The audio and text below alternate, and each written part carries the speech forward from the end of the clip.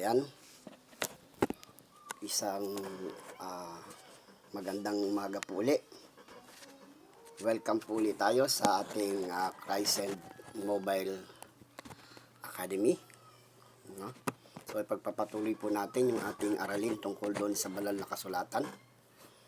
No? So bakit ba tayo kailangan magkaroon ng interes sa Biblia? Ano ba ang pakinabang natin dito kung tayo ay patuloy na tatangkilik at magbabasa ng banal na kasulatan? Saan natin ito gagamitin? Ang tanong, paano ko ba ito? Paano ba natin ito gagamitin sa araw-araw na ating buhay? Opo. So, patuloy po tayo. Tingnan po natin paano natin magagamit. Opo. So, sabi po ng Joshua, chapter 1, verse 8. Sabi diyan, huwag mong kaliligtaan basahin ang aklat ng kautusan. Pag bulay-bulayan mo yon araw at gabi upang matupad mo ang lahat ng nasasaad doon. Sa ganon, magiging masagana ka at matagumpay ang iyong pamumuhay. Diba?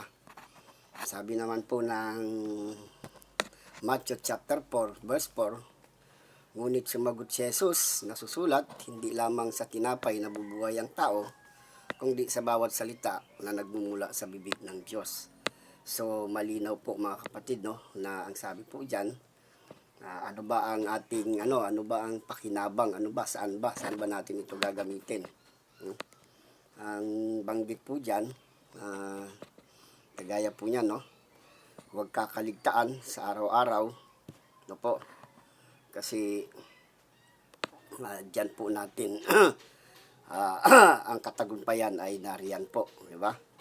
So sabi naman po ng ating Panginoong Jesucristo, hindi sa lahat ng pagkakataon ay puro lang tayo kain-kain. Kailangan din po natin ng salita ng Diyos, di ba? So yan po yung pinaka point po natin, bakit po natin kailangan mag-aral ng salita ng ating Panginoon o atin pong pagbulay-bulayan ang salita ng Diyos araw-araw. So makita po natin yan. Patuloy po tayo. Nagkaroon na po tayo ng problema sa ating yan. May mga pinagtagubilinan po. Sabi nga may mga pinagtagubilinan ang ating Panginoon po. May mga pinagtagubilinan upang ipahayag ang salita ng Diyos. At ang tanong nga dyan, sa paanong paraan ipapahayag ang salita ng kaligtasan. Sa Matthew 28:20, mabasa po natin yung ganitong pagkakasulat. Turuan niyo silang sumunod sa lahat ng iniutos ko sa inyo. Tandaan ninyo, ako'y laging kasama ninyo hanggang sa katapusan ng panahon. Di ba? So, sabi din po sa Ezekiel, diba? Sinabi pa niya sa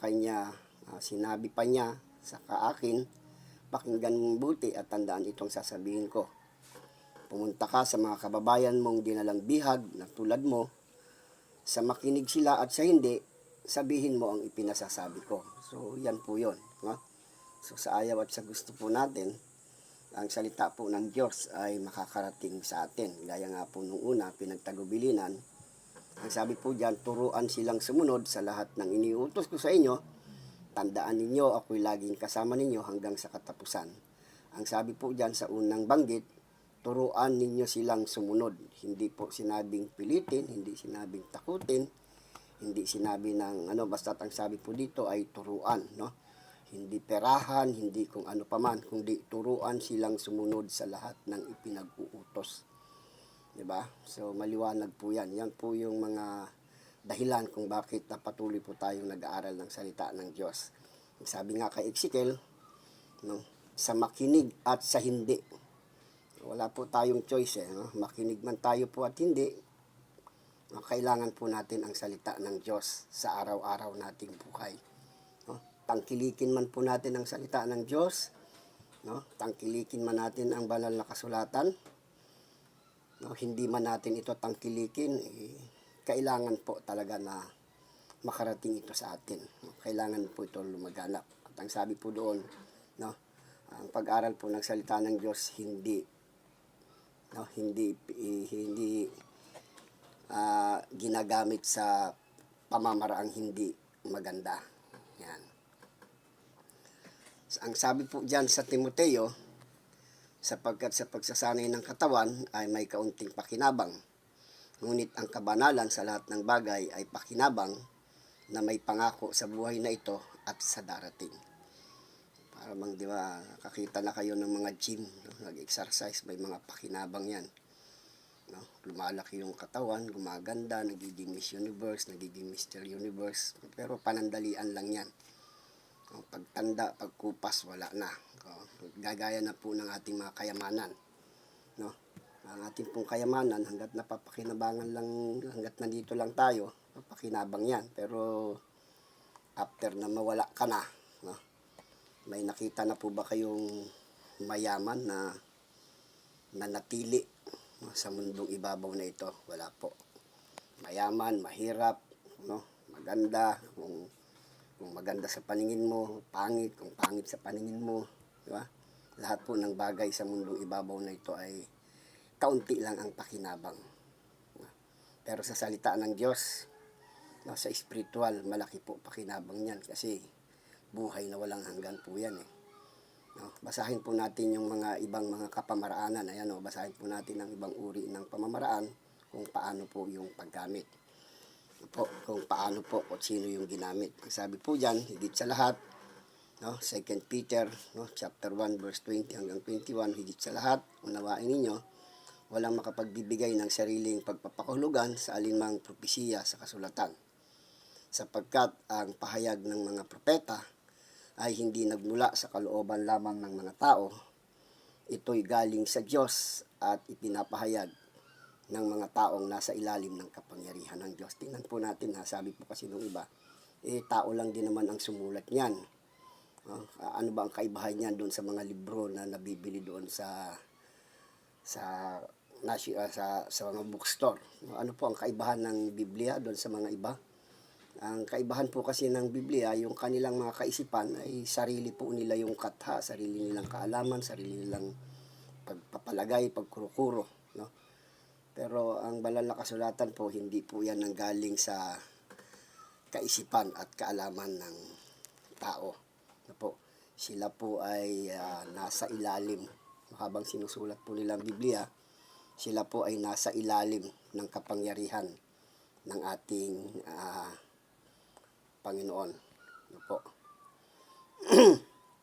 So, pagpatuloy po natin, no, ang ating pag-aaral sa susunod, ano po? Ngayon, nakita po natin na ang kaibahan ng Biblia, no? Sa susunod po, isa-isa po natin kikilalanin ang bawat aklat at ang bawat tauhan ng bawat aklat, upang unti-unti po nating matutunan paano gamitin ang Biblia sa pang-araw-araw na buhay. So, recap lang po tayo. Ano po? Tingnan po natin. Simulan po natin uli sa umpisa. Ayan. Bakit ba tayo kailangan na magka-interes sa Biblia? Ano ba ang pakinabang? Saan ba natin ito gagamitin? Paano ito gagamitin sa araw-araw na buhay? Ano po? Sabi po ng Joshua 1:8, yan. Huwag daw po natin kaliligtaan ang salita ng Diyos. Kasi sabi ng ating Panginoong Jesucristo, hindi lamang tayo sa buhay na ito. Kailangan natin ang salita ang kanyang mga salita. No? At meron siya mga pinagtagubilinan. Ito yung kanyang 12 apostol sa Matthew 28:19.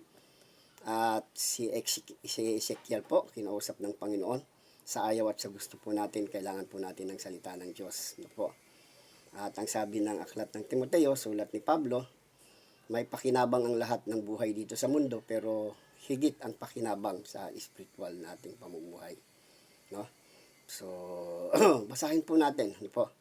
Basahin po natin. Alam naman po natin na ang kaibahan po ng banal na kasulatan ay nanggagaling po sa ating Panginoon ang mga mensahe, hindi po kagaya ng ibang mga aklat na personal. No po? So, sa susunod, yan. Pag-aralan po natin yung bawat pahina ng aklat, sino yung author, sino yung paano isinulat, kailan isinulat, isa-isahin po natin yan. So muli po, no, patuloy po tayong mag-aralan, patuloy po tayong magkwentuhan sa mga susunod na pagkakataon. Magandang araw po uli sa inyo. Pagpalain po kayo ng Panginoon.